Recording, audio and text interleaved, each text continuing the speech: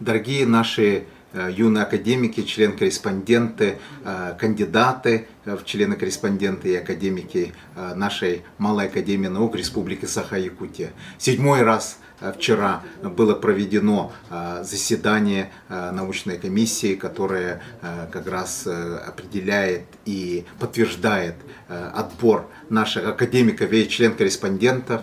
Всего было подано 548 заявок, из них отобраны 508, из 508 по лучшему рейтингу отобраны 100 академиков и 100 член-корреспондентов. 7-й раз как раз была данная, группа академиков и член-корреспондентов отобрана по самым лучшим достижениям, которые ребята показали, вы показали в олимпиадном движении, в научно-практическом, научно-исследовательском движении, проектном движении.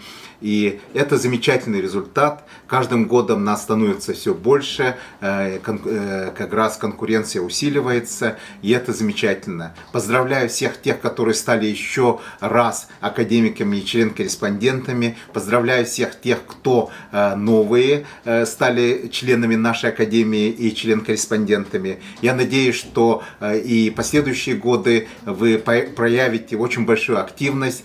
Быть членом-корреспондентом и академиком Малой Академии наук — это очень почетно, достойно. И все те ребята, которые прошли через нашу академию, становятся лучшими студентами, выдающимися уже исследователями, которые показывают себя на ниве науки и как раз нашего народного хозяйства.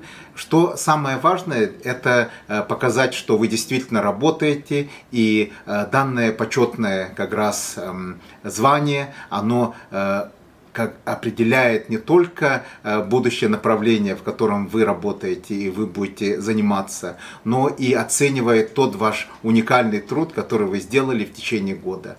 Пожелаю всем вам замечательных успехов, еще раз поздравляю и хорошего пути в научном исследовательском процессе и в олимпиадном движении.